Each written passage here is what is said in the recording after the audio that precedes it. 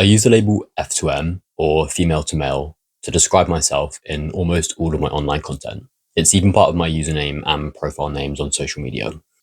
In my daily life, I don't use the term and I embrace a lot of the criticism of it, which I'll get into. But as a sex worker, some of these questions become a little bit more complicated. I touched on this in my article about fetishization, that as sex workers, the rules are different. We sometimes allow and invite ways of being perceived that are distinct from preferences we might have in our personal lives. Trans people have been around forever, despite what many right-wing anti-trans campaigners may claim. However, some of the terms we use are relatively new. F2M has a comparatively longer history. A San Francisco-based newsletter for F2Ms was started in 1987. F2M Trans Pride was celebrated there in 1994. A flyer from 1990 advertises a meetup for an F2M fraternity. Google's Ngram viewer shows that usage peaked in the 1990s and has experienced a heavy decline since then. This is presumably because more terms have become available, and with more awareness come more possibilities for understanding ourselves in new ways. One of the problems I have with the term F2M is that it feels very reductive. Did I go from female to male? Is it as simple as that? Was I born female? I'm uninterested in the debate around what makes a biological man or woman. Anyone with more than a basic understanding of biology knows that it's not as binary as we're led to believe in primary school, and so the term F2M obscures some of those nuances. There's also something strange about including female in how I define myself. I embrace my femininity, but I'm not female. The most obvious alternative would be trans man, which separates me from a cis man in a way that I'm comfortable with, because I am different from a cis man, without putting emphasis on where I started. For me, the modifier trans conveys more clearly and more accurately what Jacob Hale says for himself about F2M, that it aims to disrupt the assumption that I am striving for complete male embodiment. In other words, I'm not cis, and I don't want to be cis, and so I label myself in a way that highlights my transness, which I'm proud of, as well as centering myself as a man. Hale, writing in 2009, is satisfied with F2M for this purpose. Trans man, for me, is more apt.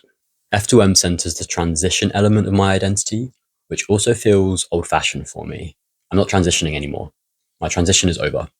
It was over after I got top surgery, I guess, so why would I still label myself with something that implies that a process is still ongoing? I guess for some trans people who are in the process of transitioning, it might be a positive thing to include the transitioning aspect of their life.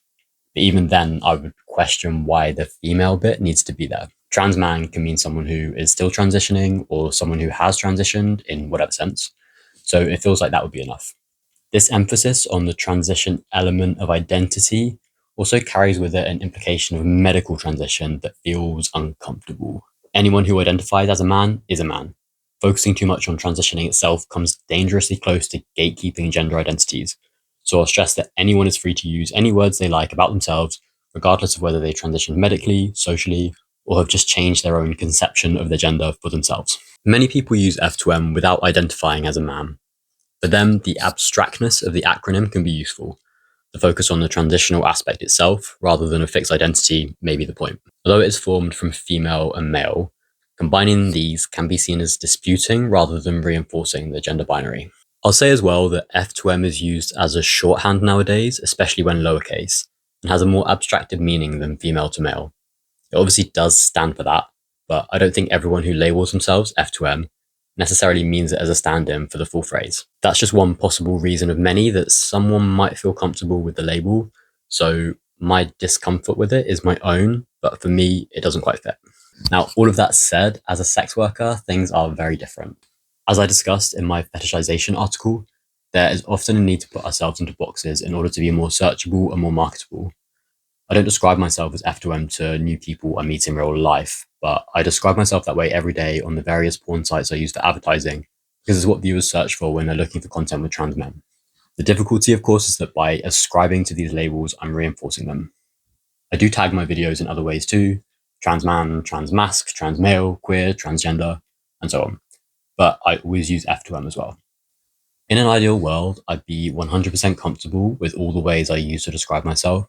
But under capitalism, I'm thinking more about how to ensure my videos gets enough views so I can continue to pay my rent. From the outside looking in, I see how this could be considered a double standard, but I think these two truths coexist.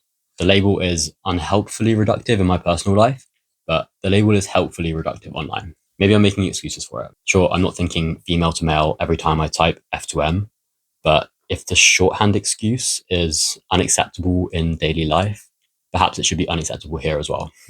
I should be clear that although F2M brings up connotations of porn for me, I'm biased in that respect because that's the context in which I use it.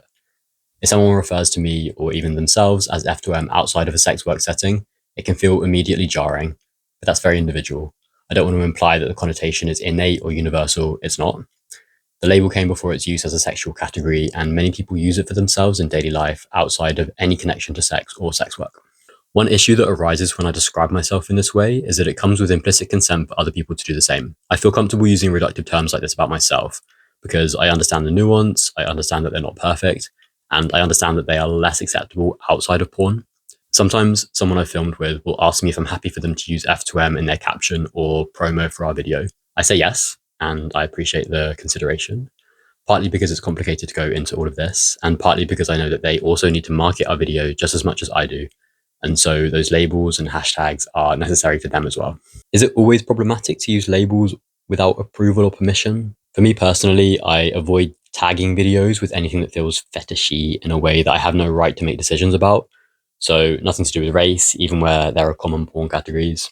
It feels reductive and wrong for me to buy into racialized descriptions of people and for me to capitalize on that aspect of our video by tagging it in ways that could be searched by people with racist or objectifying intentions.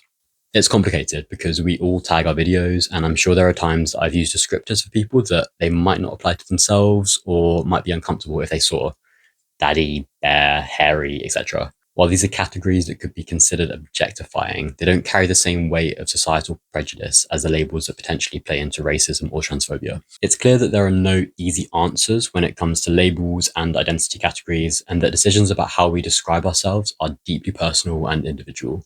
While some people may feel at home with F2M for a variety of reasons, others may not. Others still may resent the association I draw with porn categories, but my opinions are only mine and are influenced by the experiences I've had up to this point.